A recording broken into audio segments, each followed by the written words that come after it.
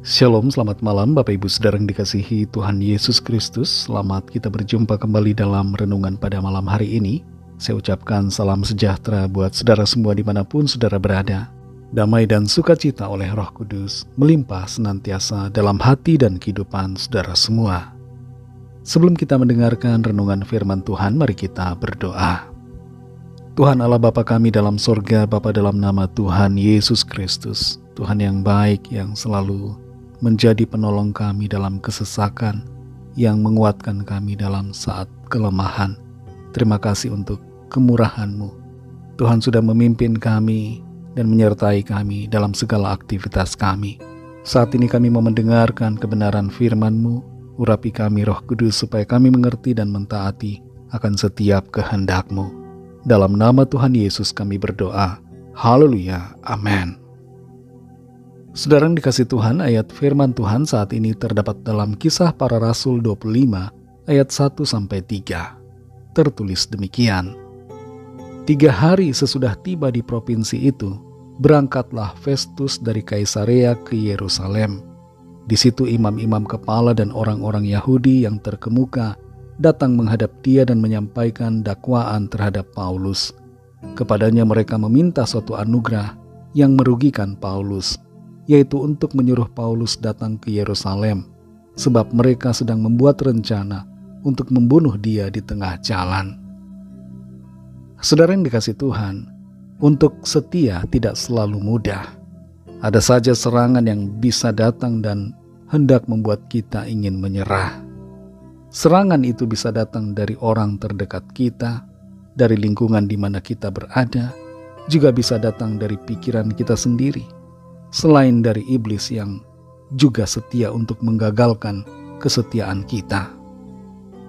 Kita perhatikan dalam Kisah Para Rasul 25 ayat 1-3 ini. Festus berangkat dari Kaisarea ke Yerusalem. Dan di Yerusalem ada imam-imam kepala dan orang-orang Yahudi yang terkemuka datang menghadap Festus dan menyampaikan dakwaan mereka terhadap Paulus. Mereka meminta kepada Festus untuk menyuruh Paulus ke Yerusalem karena mereka sedang membuat rencana untuk membunuh dia di tengah jalan. Pelayanan Paulus kalau tanpa kesetiaan hanya akan bertahan sebentar saja. Mengapa, saudara? Karena tantangannya begitu banyak. Ada orang-orang yang ingin menyerangnya secara pribadi, bahkan membunuhnya. Mereka menuduhnya macam-macam. Mereka mengkriminalisasi Rasul Paulus dan ingin membuat Rasul Paulus mengalami kematian. Mereka ingin menyingkirkan orang yang selama ini dianggap mereka sebagai ancaman. Ancaman yang bukan dalam bentuk wujud kejahatan, tapi sebuah ancaman yang sebenarnya bukanlah ancaman. Mereka mengada-ngada dalam membuat tuduhan. Ada beberapa hal yang menjadi rema dari apa yang tertulis di sini buat kita. Seringkali serangan datang untuk menghentikan kesetiaan kita dalam melayani Tuhan. Paulus tidak mencuri, tidak membunuh, tidak menipu. Yang dia lakukan hanyalah bersaksi tentang Tuhan Yesus yang hidup, yang bangkit dan yang telah naik ke sorga. Apa yang dia saksikan, apa yang dia kabarkan, memicu kemarahan dan kebencian.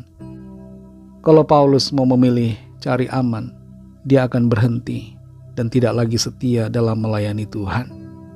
Dalam kehidupan kita, saudara, seringkali serangan yang pada prinsipnya sama tertuju kepada kita dan mencoba untuk menghentikan kita dari sikap setia dalam kebaikan, dalam kebenaran.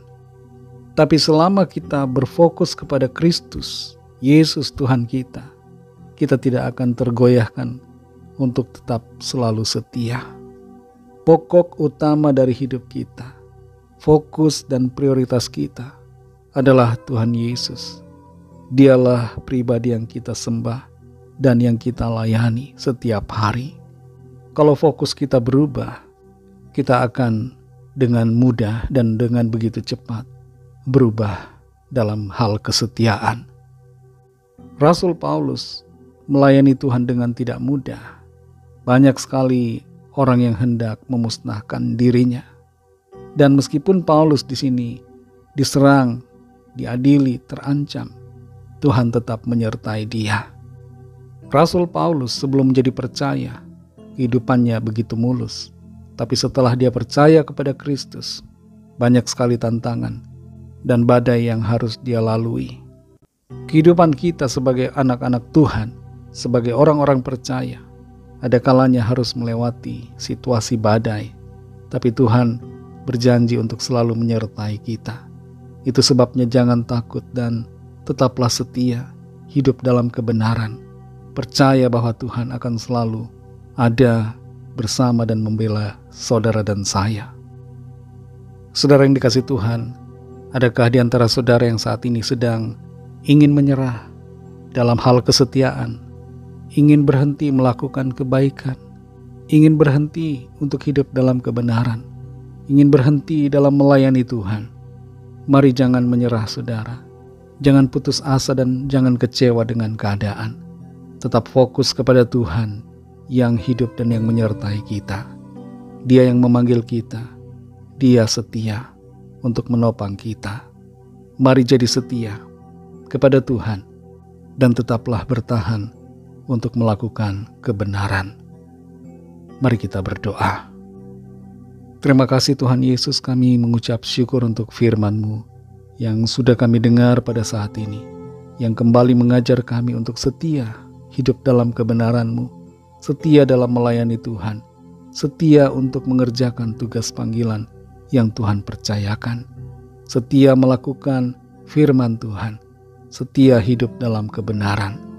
Tolong kami, kuatkan kami, supaya kami dapat mengatasi setiap godaan, setiap serangan, setiap ancaman yang hendak meruntuhkan kesetiaan kami. Kuatkan kami selalu Tuhan, dan pimpin kami Roh Kudus. Terima kasih untuk firman-Mu. Berkati kami di sepanjang malam ini, dalam istirahat kami. Berikan kami tidur nyenyak dan bangunkan kembali besok pagi dengan kekuatan baru dan dengan roh yang semakin dikuatkan. Kami berdoa bagi yang sedang dalam keadaan sakit dan yang sedang dalam pergumulan. Lawatlah ya Tuhan, nyatakan kuasa pemulihan, kesembuhan, pertolongan-Mu yang ajaib, mujizat-Mu bagi setiap kami. Berkatilah bangsa kami Indonesia dan juga semua bangsa di dunia ini. Berikanlah keamanan, kedamaian dan kesejahteraan. Curahkanlah berkat-Mu atas bangsa kami. Dan lawatlah setiap orang dari segala bangsa, supaya mereka mengenal-Mu, percaya kepadamu Tuhan Yesus, dan menerima anugerah keselamatan. Ampunilah kami akan dosa kesalahan kami, seperti kami juga mengampuni orang yang bersalah kepada kami. Dan pimpin kami Tuhan untuk senantiasa menjadi semakin sempurna seturut kehendak-Mu. Dalam nama Tuhan Yesus Kristus, Tuhan dan Juru Selamat kami sudah berdoa dan mengucap syukur. Haleluya. Terimalah berkat Tuhan. Tuhan memberkati engkau dan melindungi engkau. Tuhan menyinari engkau dengan wajah-Nya dan memberikan kasih karunia. Tuhan menghadapkan wajah-Nya kepadamu dan memberikan damai sejahtera. Berkat dan anugerah Allah Bapa, kasih karunia dari Tuhan Yesus Kristus, dalam persekutuan dengan Roh Kudus, menyertai kita semua, sekarang ini dan sampai Maranatha Tuhan Yesus datang kembali, dan bahkan sampai selama-lamanya. Dalam berkat nama Tuhan Yesus Kristus, haleluya, amin. Puji Tuhan, saudara yang dikasihi Tuhan, saya percaya firman Tuhan menjadi berkat dan kekuatan buat saudara semua, dan Roh Kudus akan menolong saudara untuk lebih lagi memahami kebenaran firman Tuhan dan hidup selalu dalam kemenangan. Tuhan Yesus memberkati saudara semua. Sampai jumpa dalam renungan yang berikutnya. Haleluya.